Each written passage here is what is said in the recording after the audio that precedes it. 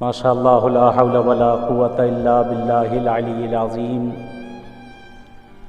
हस्बुनल्लाह निअमल मौला व निअमन नसीर। बिस्मिल्लाहिर रहमानिर रहीम।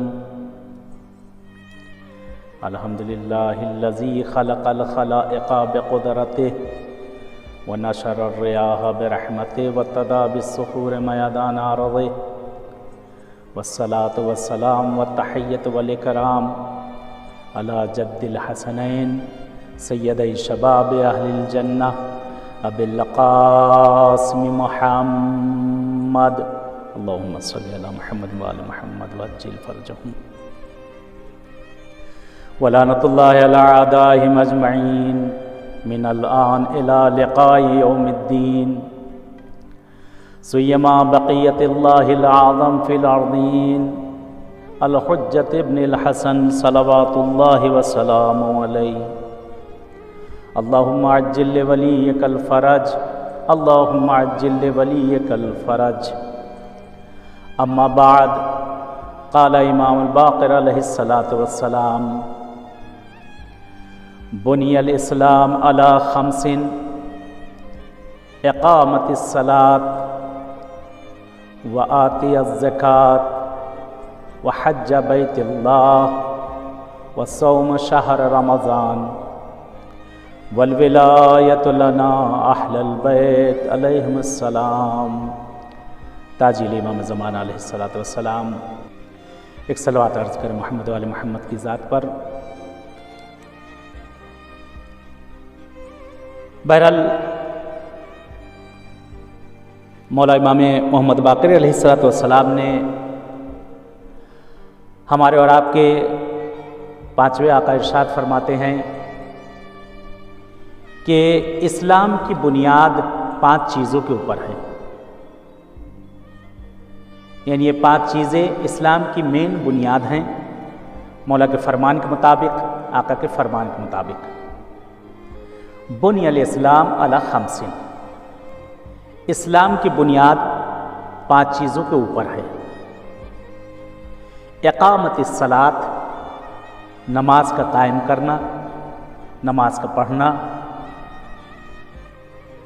व एताइज़ ज़कात, ज़कात का अदा करना। व हज्ज बैतिल्लाह, और परवरदिगार के बैत का, काबे का हज करना, बैतुल्लाह का हज करना। व सौम शहर रमज़ान, माह रमज़ान के रोज़ों का रखना। और 5वीं चीज़ व विलायतु लना अहलल बैत अलैहिस्सलातु वस्सलाम, कि यहाँ पे बहरहाल इस चीज़ को मासूम ने जो इरशाद फरमाया है, गौर व फिक्र हमें करना चाहिए कि जो चीज़ मासूम फरमाते हैं वो चीज़ हमारे लिए हुज्जत होती है। मासूम का हर फेल, मासूम की हर तकरीर, मासूम की हर चीज़ हमारे लिए हुज्जत हुआ करती है। अहले बैत अत्हार ने हमें इस दीन इस्लाम के रास्ते पर चलने के तरीक़े बताए हैं कि किस तरह से हम इस इस्लाम पर चलें ताकि हमारी ज़िंदगियां कामयाब हों, ताकि हम मुवफ़्फ़क़ हों और कामयाबी हमारे कदम चूमें। मौला मोहम्मद बाक़िर अलैहिस्सलातु वस्सलाम ने यहाँ पे बुनियाद इस्लाम को बता दिया, असास इस्लाम, बुनियाद इस्लाम को बता दिया कि इस्लाम का असासा किस चीज़ के ऊपर है। पहली चीज़ मौला ने फरमाया नमाज का अदा करना। नमाज एक ऐसी शय है कि जो माफ़ नहीं की जा सकती। नमाज एक ऐसी शय है कि जो माफ़ नहीं की जाती। हर हाल में आपको नमाज को अदा करना है। परवरदिगार ने जिस नमाज को हम पर फ़र्ज़ किया है, वाजिब किया है, उस नमाज को हमें हर हालत में उसको अंजाम देना है। यह कि नमाज के लिए परवरदिगार ने हमारे लिए तख़फ़ीफ़ ज़रूर दी है कि अगर सफ़र की हालत में हैं, आप मुसाफिर हैं, तो 4 रकअती नमाज को 2 रकात पढ़ सकते हैं। लेकिन नमाज ख़त्म नहीं की गई है, यानी आपको पढ़ना ही है। इसलिए नमाज दीन का चेहरा, पैगंबर इस्लाम की हदीस भी है कि हर शय का एक चेहरा होता है। लिकुल्ले शैइन वजहुहु व वजहुल इस्लाम अस्सलात। हर चीज का एक चेहरा होता है। दीन का चेहरा क्या है? वो नमाज है। यानी नमाज पढ़ने वाला इंसान दुनिया का कामयाब तरीन इंसान है। और वो शख्स उससे बढ़कर कामयाब कौन होगा कि जो नमाज को अव्वल वक्त पर अदा करे। शेख हसन अली ने खुद की कि बहरहाल एक बहुत बड़े आलिम गुजरे हैं, मुज्तहिद गुजरे हैं, आरिफ गुजरे हैं, कि शेख हसन अली ने खुद की कि जिनके हरम इमाम रज़ा अलैहिस्सलाम में सहने इनकलाब में जब आप वारिद होंगे तो गेट के पास उनकी कब्र है। कहते एक शख्स बयान करता है कि मैंने देखा कि एक पीरे मर्द है, एक बूढ़ा इंसान है, हमेशा मस्जिद में जब भी आता है मैंने उसको देखा अव्वल सफ़, यानी कब्ल इसके कि कोई वहाँ पर मस्जिद के अंदर वारिद हो, सबसे पहले ये सफ़ के अंदर ही मौजूद रहता है। और हमेशा तीनों वक्त की नमाजों को पाबंदी से ये बाजमात अदा करता है। ये शख्स चेहरा वजी है, मोहतरमाना चेहरा है, लोग उसकी इज्जत करते हैं, खुश अखलाक, खुश रफ्तार, खुश गुफ्तार इंसान है। हर कोई उसकी इज्जत करता है, हर कोई उससे मिलता है। कहते मैं भी अक्सर उनको देखा करता था, काफ़ी अरसे से मैं भी नमाज पढ़ने आता, लेकिन कभी उनको जो है मैंने नमाज न देखा कि वो दूसरी सफ़ में आकर बैठे हों। हमेशा अव्वल सफ़ में आकर बैठते थे। कभी कभी मेरी नमाज कज़ा हो जाती थी या मैं देर से पहुंचता था, लेकिन वो हमेशा पहुंचा करते थे।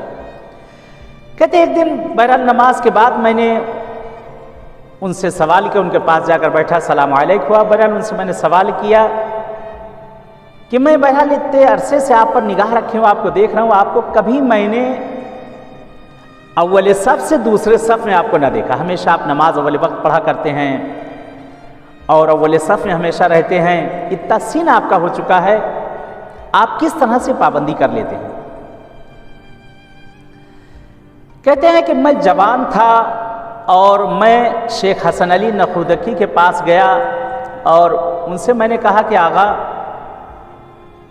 मेरी 3 हाजतें हैं, अगर ये मेरी 3 हाजतें मिल जाएं तो आप जो मुझसे कहेंगे मैं करूँगा, लेकिन ये 3 हाजतों मेरे लिए कोई दुआ बता दें, कोई ऐसी चीज़ बता दें, वजीफ़ा बता दें कि मैं जो इस चीज़ को अंजाम दूँ, ताकि मेरी ये 3 हाजतें मेरे लिए बहुत अहम हैं। और अगर ये मेरी हाजतें इंशाअल्लाह ये पूरी हो गई तो आप जो कहें मैं करता रहूँगा और उस वजीफ़े में मैं हमेशा अमल करता रहूँगा।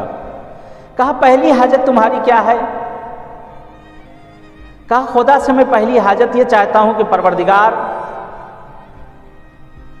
मुझे अच्छी ज़िंदगी दे दे कि जिसमें हर चीज़ फराहम हो, किसी चीज़ की कमी ना हो। कहा अव्वल वक्त नमाज जमात के साथ हमेशा अदा करो। कहा दूसरी चीज़ क्या है? कहा दूसरी चीज़ यह है कि मेरी शादी नहीं हुई है, मैं चाहता हूँ कि कोई हसीन और ख़ूबसूरत और नेक और सालेह और मोमिना मेरी ज़िंदगी में आ जाए। कहा जाओ और अव्वल वक्त हमेशा नमाज को जमात के साथ अदा करो। कहा तीसरी हाजत तुम्हारी क्या है? कहा तीसरी हाजत मेरी ये है कि मुझे कोई अच्छा सा कारोबार बाइज्जत व वक़ार मिल जाए और लोगों के दरमियान मेरी इज्जत और आबरू बाकी रहे, ताकि मेरी ज़िंदगी उस माश से गुजर सके और दूसरों के लिए भी मैं सहारा बन सकूं। कहा अव्वल वक्त जाकर नमाज पढ़ो, जमात से अदा किया करो। कहते मैंने उनकी 3 नसीहतों को गिठा बांध कर रख लिया और उस अव्वल जवानी से मैंने नमाज को पढ़ना शुरू किया और आज तक मैं नमाज पढ़ता हूँ। मैंने नमाज को पढ़ा भी चंद वक्फा गुजरा था कि अल्लाह ने मेरी पहली हाजत को पूरा कर दिया।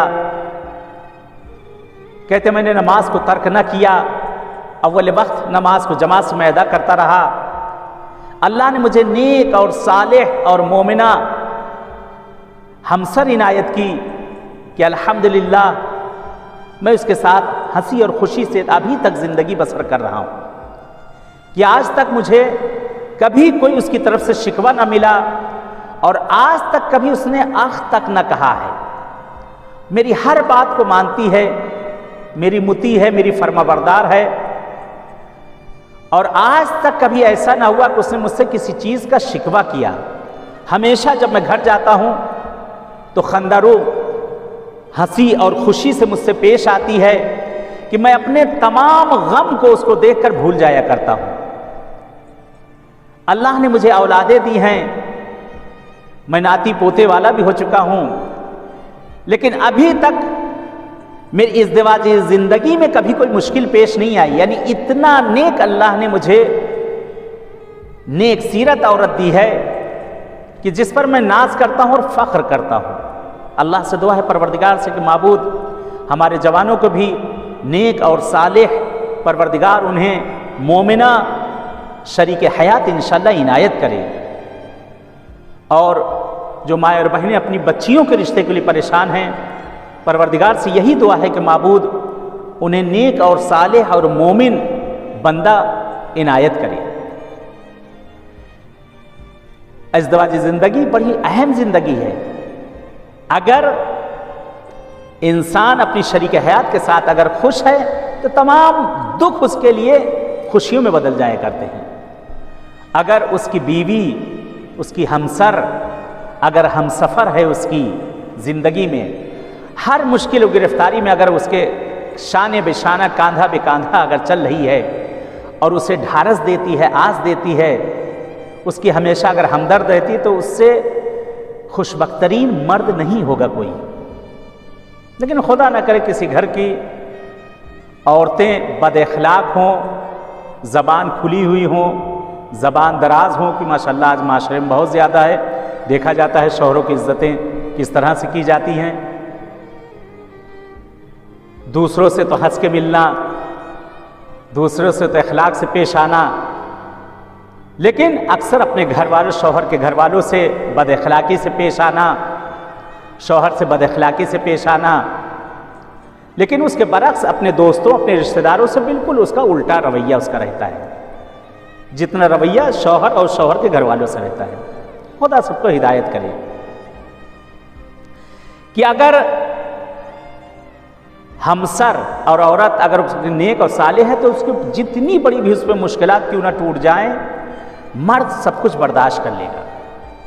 लेकिन अगर घर में चैन और सुकून नहीं है तो जिंदगी बाहर और अगर घर के अंदर की अगर दोनों जिंदगियां एक है तो यानी बदबख्तरीन इंसान है वो।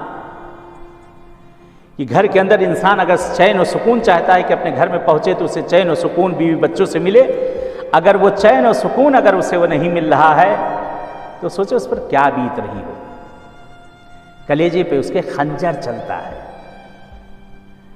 इंशाअल्लाह दुआ करता हूँ परवरदिगार से कि हमारी बच्चियाँ और बच्चे, हमारी माँ और बहनें इस चीज़ का ख्याल करें, अपने घराने की ज़िंदगी को संवारें और अपनी फैमिलियों के अंदर मोहब्बत पैदा करें, एक दूसरे का अदब और एहतराम पैदा करें। इंशाअल्लाह हमारे बच्चों से भी यही गुजारिश है कि बच्चे इंशाअल्लाह अहले बैत के सदक़े में अपने बुज़ुर्गों का इंशाअल्लाह अदब और एहतराम करें और अपने बुज़ुर्गों के बताए हुए बातों पर अमल करें इंशाअल्लाह। तीसरी चीज़ कहते जो मैंने चाहा था कि अल्लाह मुझे एक अच्छा कारोबार दे दे, रिस्क रोज़ी दे।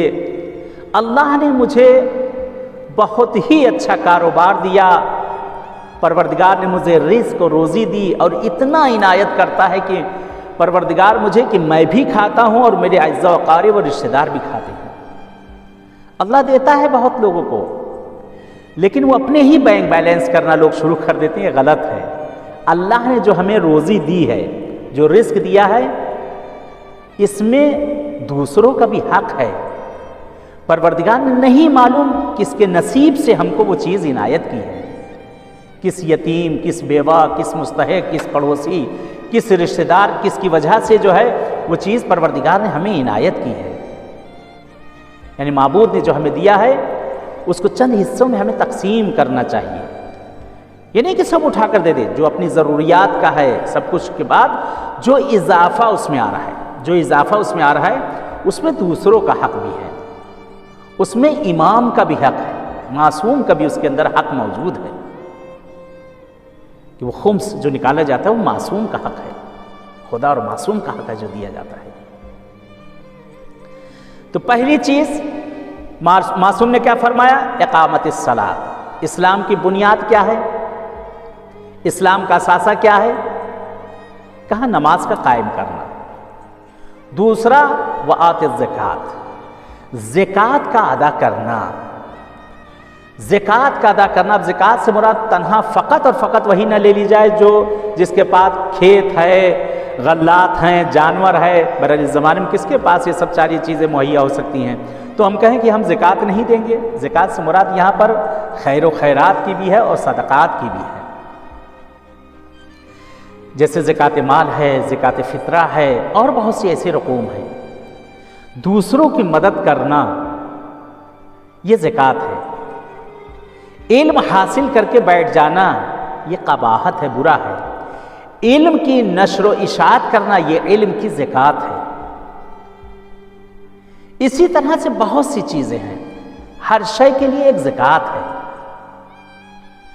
वालिदैन की इताअत करना, फर्माबरदारी करना ये हमारे लिए ज़कात है।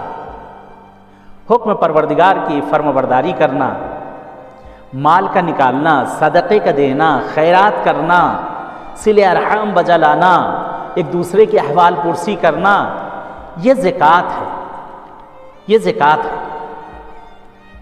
उसके बाद मौलाना फरमाया हज बैतुल्लाह का हज करना, यानी जिसके ऊपर हज वाजिब हो चुका है, जो साहिब इस्तिताअत है वो हज को अंजाम दे, वो हज को बजा लाए, क्योंकि हर इंसान पर ज़िंदगी में एक मर्तबा हज वाजिब है।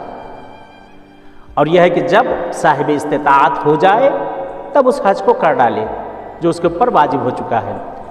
उसके बाद मौला फरमाते हैं कि रोज़े का रखना माह रमज़ान में ये वाजिब है, लेकिन बहुत से वाजिबात को खुदावंद आलम ने तख़फ़ीफ़ दे दी। अगर बीमार है तो बीमार पर रोज़ा नहीं है उस वक्त, या मरीज़ी और बीमारी के हालत में है, सफ़र के हालत में है, तो खुदावंद आलम ने अपने वाजिबात में भी उसके लिए उस वक्त तख़फ़ीफ़ दे दी है। रमज़ान के रोज़ों को रखना ये इस्लाम की बुनियाद है, ये इस्लाम का असासा है, ये इस्लाम की निशानी है।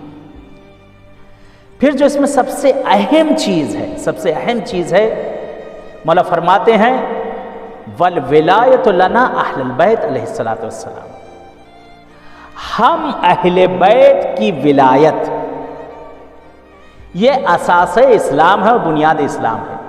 तमाम चीज़ों को खुदावंद आलम ने यहाँ पर बहरहाल रुखसत कर सकता है कि हदीस एक और है, मैं अर्ज़ करूँ कि मौला ने एक हदीस में और इरशाद फरमाया है कि फ़जुइला मिनहुमुल अरबा रुखसा, इन चार चीज़ों में से, यानी जो पांच चीज़ें हैं इसमें से चार चीज़ों की तो रुखसत है। नमाज आप नहीं पढ़ सके, चले बाद में पढ़ लें, मसलन मुसाफिर है, बीमार है, नहीं पढ़ सका, बाद में क़ज़ा कर ले, पढ़ ली जाए। ज़कात नहीं दे सका, बाद में दे दे। हज नहीं कर सका, बाद में कर ले। रोज़ा नहीं रख सका, बाद में रख सकते, रोज़ा रख ले, जब सही हो जाए तब रख ले रोज़ा। लेकिन मौला फरमाते हैं कि इन पांच चीज़ों में चार चीज़ की तो रुखसत है, लेकिन एक चीज़ की रुखसत नहीं है। लम यजअल फी विलायत रुखसा, विलायत में कोई रुखसत नहीं है। बीमार हो तब भी हमारी विलायत तुम पर वाजिब, सफ़र में हो तब भी हमारी विलायत तुम पर वाजिब, बूढ़े हो चुके हो, अजूज़ा हो चुके हो तब भी हमारी विलायत तुम पर वाजिब, किसी भी हालत में हो हमारी विलायत तुम पर वाजिब है। उसके लिए कोई रुखसत नहीं, उसके लिए कोई रास्ता आपके लिए नहीं, आपको हमारी विलायत पर बाकी रहना है, हम अहले बैत की विलायत। और जब तक हम अहले बैत की विलायत ना हो तो ये सारे अमाल भी तुम्हारे नाकाम होंगे। अजीज़ों, इस्लाम की बुनियाद खुदावंद आलम ने इन पांच चीज़ों पर रखी है। आज जो हमें जिस तरह से भी बहरहाल ये दीन हम तक पहुंचा है, ये हमारे मासूमीन अलैहिस्सलातु वस्सलाम की बहरहाल ज़हमात है कि जिनकी वजह से आज ये दीन हम तक पहुंचा है। इमाम मोहम्मद बाक़िर अलैहिस्सलातु वस्सलाम की ये तारीख़ है। बहरहाल इसका सवाब इंशाअल्लाह हम सब आप सब के तमाम मरहूमीन के लिए इंशाअल्लाह इस मजलिस का होगा। इमाम बाक़िर अलैहिस्सलातु वस्सलाम, बाकर के माने जो कि हदीसों में आया है, बाकर के माने हैं शगाफ्ता करने के, एक दाने को शगाफ्ता करने के। बाकर के माने जो आए हैं इल्म को गुशादा करना, इल्म को फैलाना, इल्म को शगाफ्ता करना। जो इमाम मोहम्मद बाक़िर अलैहिस्सलातु वस्सलाम, एक आपका लक़ब बाकर है, नाम आपका मोहम्मद है, कि जो बाकर, बाकर के माने हैं कि यानी शगाफ्ता होना। जिस तरह से खेत को जोता जाता है, उसमें दाना यानी खेत को जोतते हैं, उसको शगाफ्ता किया जाता है, उसके अंदर दाने को डालने के लिए, ज़राअत के लिए। एक और माने जो कि बिहार के अंदर यहाँ पे बहरहाल अल्लामा मजलिसी अलैहिर्रहमा ने भी इरशाद फरमाया है मौला के लिए, कि फरमाते हैं कि मौला मोहम्मद बाक़िर अलैहिस्सलातु वस्सलाम आका वो हस्ती, वो ज़ात हैं कि मिलता है कि मौला शिकम मादर में मिस्ल इमाम हुसैन अलैहिस्सलातु वस्सलाम अपनी वालदा से गुफ्तगू किया करते थे, और आपकी वालिदा इमाम हसन अलैहिस्सलातु वस्सलाम के बहरहाल औलाद में से हैं, और ये ख़ानदान तहारत और ख़ानदान नबूवत से आपकी वालिदा हैं, जिनका बड़ा ही रुतबा, बड़ा ही मर्तबा है। और मिलता है कि जिस वक्त आपकी विलादत हुई है, एक नूर फैला, और विलादत के बाद मिलता है कि अल्लामा मजलिसी ने भी नकल किया है कि जिस वक्त आपकी विलादत हुई तो आप 3 मरतबा छींकते हैं, छींक आपको आती अत से, और 3 मरतबा छींकने के बाद आपने खुदा के जिक्र को वहां पर किया और हमद खुदा बजा लाई है। इमाम मोहम्मद बाक़िर अलैहिस्सलातु वस्सलाम के मौला की ज़िंदगी तकरीबन 57 साल आपकी उम्र थी, और दौरान इमामत जो था आपका लगभग 19 साल आपने इमामत, दौरान इमामत का आपका सिलसिला रहा। उस दौरान आपको एक लक़ब और भी मिला है बाक़िरुल उलूम का, यानी इतनी ज़्यादा नशर व इशाअत की है इल्म की, और इतनी ज़्यादा आपसे हदीसें मिलती हैं छठे आका और 5वें आका से, कि बाक़िरुल उलूम का आपका लक़ब ये खुद जनाब रसूल खुदा सल्लल्लाहु अलैहि वसल्लम ने दिया है। और आपकी शहादत जो मशहूर तारीख़ आपके लिए नकल की जाती है वो 7 ज़िलहिज्जा है, और आपको ज़हर दगा से शहीद किया गया है। हिशाम इब्न अब्दुल मलिक जिसने आपको जहर देकर मौला को शहीद करवाया है। इमाम अलैहिस्सलातु वस्सलाम मौला वो है, आपकी ज़ात वो है कि जिसको पैगंबर आज़म ने सलाम कहलवाया है। जनाब जाबिर इब्न अब्दुल्लाह अंसारी जनाब रसूल खुदा की खिदमत में बैठे हुए हैं, और पैगंबर आज़म कहते हैं, जाबिर क्या मैं तुम्हें बशारत दूं कि तुम्हारी उम्र खुदा इतनी तूलानी करेगा कि तुम हमारी नस्ल के 5वें नायब की तुम ज़ियारत करोगे। और फरमाते हैं कि इस्महु इस्मी शमाइल शमाइली, जिसका नाम मेरे नाम पर होगा, जिसकी शबाहत और शमाइलत मेरी ही तरह से होगी। और उसके बाद फरमाते हैं, ए जाबिर तुम उससे ज़ियारत करोगे, उससे उसकी मुलाकात करोगे, और जिस वक्त तुम उससे मुलाकात करना तो उसको मेरा सलाम कह देना, तो उसको मेरा सलाम कह देना। पैगंबर आज़म की वो ज़ात है कि जिस पे तमाम अंबिया ने सलाम किया है। पैगंबर आज़म की वो ज़ात है कि जिसकी ज़ात पर हर मुसलमान हर नमाज में सलाम कहता है। पैगंबर आज़म वो ज़ात है कि जिसका एहतराम और अदब दुनिया का हर इंसान करता है, दुनिया का हर फ़िरका करता है, लेकिन कुर्बान जाऊं अपने पांचवें आका पर, वो नबी कि जिसकी रिसालत को तमाम दुनिया सलाम करती हो, अव्वल से आखिर तक तमाम ख़ातम जिसको सलाम करते हों, तमाम अंबिया जिसको सलाम करते हों, तमाम सुलहा जिसको सलाम करते हों। पैगंबर की ज़ात वो ज़ात है कि जिसके एहतराम में तमाम अंबिया खड़े हों, जिसके अदब में तमाम मलाइका और हूरें खड़ी हों। पैगंबर आज़म वो है कि जिसके दर पर मलक आकर सलाम करते हों। क्या रुतबा होगा, क्या मर्तबा होगा, मैं अर्ज़ करूं अपने और आपके पांचवें आका का, कि वो नबी कि जिसको सारी दुनिया सलाम करती हो, क्या रुतबा होगा इस पांचवें आका को कि जिस पर खुद पैगंबर आज़म सलाम भेज रहे हैं। मोहम्मद बाक़िर वो हैं, रसूल खुदा वो हैं कि जिस पर दुनिया के तमाम अशिया सलाम करती है, और कहते हैं मोहम्मद बाक़िर वो हैं कि जिस पर पैगंबर आज़म सलाम करते हैं। क्या रुतबा होगा इमाम का कि वो नबी सलाम करे जिसको नबी ख़ातम कहा जाता है। कहते जिस वक्त जनाब जाबिर की मुलाकात हुई है और आपने बहरहाल जिस वक्त आपको देखा, कहते हैं कि पहचान न सके जनाब जाबिर। बहरहाल आपने कई इमामों का दौर देखा, मौला अमीरुल मोमिनीन का ज़माना देखा, इमाम हसन का देखा, इमाम हुसैन का देखा, चौथे इमाम का ज़माना देखा। हमेशा या बाक़िरो की तस्बीह पढ़ा करते थे, या बाक़िरो को तस्बीह पढ़ा करते थे, रोया करते थे, गिरिया किया करते थे कि कब मेरी ज़ियारत होगी पांचवें नायब से। कहते एक दिन एक जगह पर देखते हैं एक बच्चा है, सलाम किया, बातचीत होती है, चेहरे से बड़ा ही वजी है। कहते गुफ्तगू ऐसे कर रहे थे जैसे लगता था कि फूल झड़ रहे हों।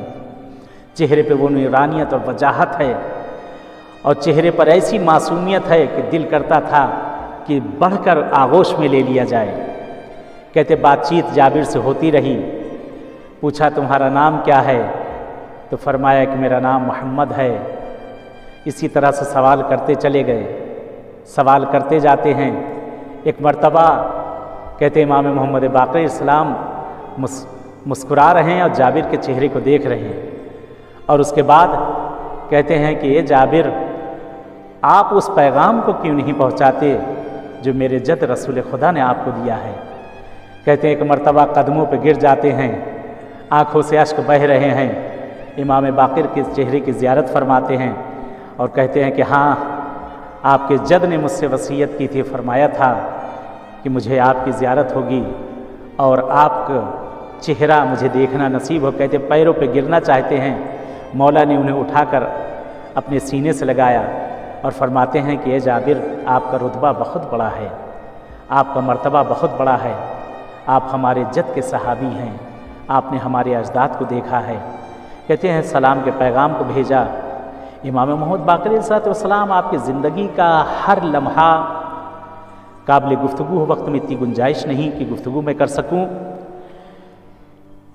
कि इमाम मोहम्मद बाक़िर अलैहिस्सलाम अपने ग़ुलामों से भी बहुत मोहब्बत किया करते थे, और अच्छे से अच्छा खाना आप अपने ग़ुलामों को दिया करते थे, और मौला सादी सी ज़िंदगी गुजारते थे, अपने लिए सादे खानों का इस्तेमाल करते थे, और इतनी मोहब्बत और प्यार से पेश आया करते थे। कहते हैं कि आपके ग़ुलाम हमेशा यही मुंतज़िर रहते थे कि मौला कभी हमसे कोई काम कह दे। जहाँ तक हमेशा इम्कान में होता तो मौला अपने काम को खुद किया करते थे। यह सीरत फ़र्ज़ंद रसूल।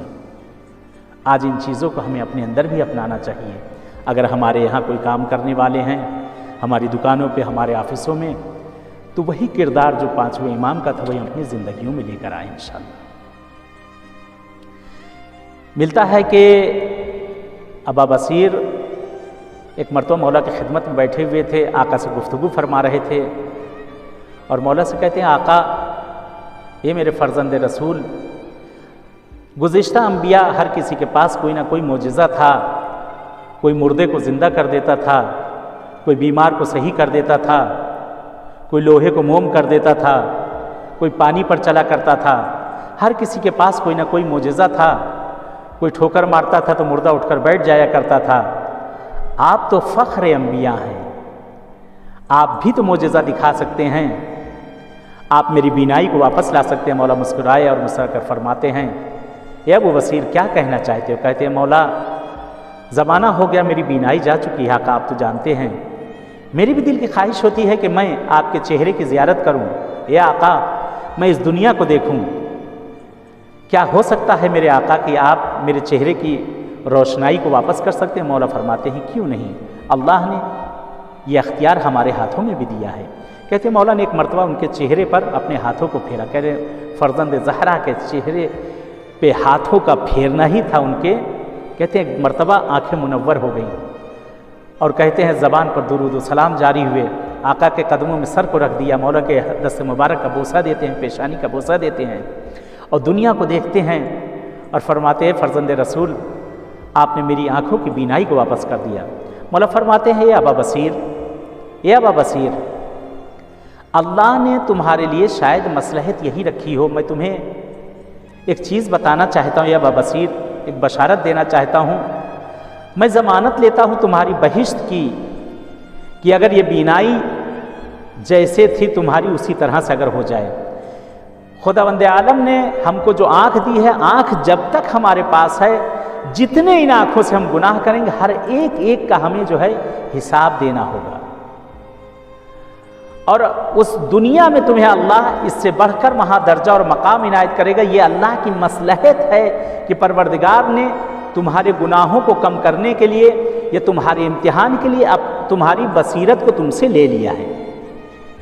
अगर तुम उसी तरीके से जैसे पहले थे अगर चाहते हो जाओ, तो मैं तुम्हारे बहिश की मैं ज़मानत लेता हूँ। एक मरतबा कहते हैं आँखों से अश्क हुए, कहा, फर्जंद रसूल, ऐसी मैं 1000 दुनिया छोड़ने के लिए तैयार हूँ। या आका, एक मरतबा और मैं आपके चेहरे की ज़ियारत कर लूँ। आका, मुझे यहाँ की मुसीबतें बर्दाश्त नहीं हैं आका, कि मैं ये मुसीबतों को जो यहाँ झेल रहा हूँ, लेकिन मैं इन मुसीबतों को वो बर्दाश्त कर सकता हूँ उस मुसीबत के एवज़ में जो मुझे मरने के बाद मिलने वाली है। कहते हैं, मौला ने दोबारा चेहरे पर उनके चेहरे पर हाथों को फेरा और उनकी बीनाई फिर वैसे के वैसे ही हो गई। इमाम के बहुत से वाक़यात हैं, बहुत मनाज़रात हैं, इंशाअल्लाह कभी वक्त होगा आपकी खिदमत में अर्ज़ किया जाएगा। इमाम मिलता है कि इमाम मोहम्मद बाक़िर अलैहिस्सलाम, आपको ज़हर दगा से मेरे आका को शहीद किया गया। कहते मौला को जिस वक्त जहर दिया गया है और जिस्म पे जब आपके जहर का गलबा बढ़ने लगा, तो आपने अपने फ़र्जंद इमाम जाफ़र सादिक अलैहिस्सलाम को बुलाया और बुलाने के बाद कहते मौला ने बैठाल कर वसीयतें करना शुरू की। आका ने जो अमानतें थीं वो बताई और जो अमानतें देना थी वो अमानतें दी। और उसके बाद कहते मौला के चेहरे पर एक अजीब से आसार नमूदार होने लगे और कह रहे हैं वो वक्त भी आता है कि जिस वक्त मौला के जिस्म उनसुरी से रूह परवास करती है। इमाम जाफ़र सादिक अलैहिस्सलाम ने मौला की वसीयत के मुताबिक कि मौला ने फरमाया था कि तुम ही मुझे गुस्ल देना, तुम ही मुझे कफ़न देना, और देखो कफ़न में मेरे अम्मामे को मेरे साथ रख देना और उस एहराम को रख देना जिससे मैंने हज बजा लाए हैं।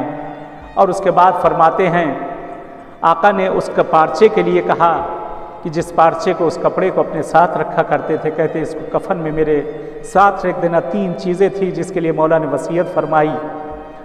मिलता है कि इमाम जाफ़र सादिक अलैहिस्सलाम ने आका ने उन्हें गुस्ल कफ़न दिया। बड़े ही अदब एहतराम से जनाजा आका का उठाया गया है और लाकर जन्नतुल बकी के अंदर आपकी जद्दा ज़हरा के किनारे, दीगर इमामों के किनारे लाकर वहाँ पे दफन किया गया है। आज वीरान है जन्नतुल बकी। दिल ये कहता है कि खुदाया ए परवरदिगार भेज दे, फ़र्जंद ज़हरा को भेज दे कि जन्नतुल बकी को आकर वो तामीर करा लें।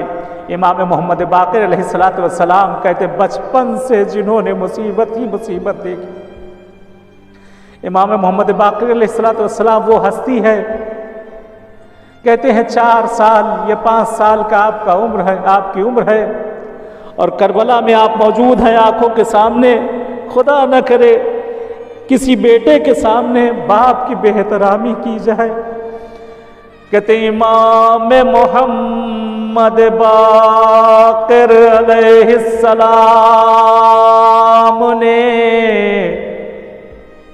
अपनी आंखों के सामने देखा बाप के हाथों में हथकड़ियां डाली गई, पैरों में बेड़ियां पहनाई गई।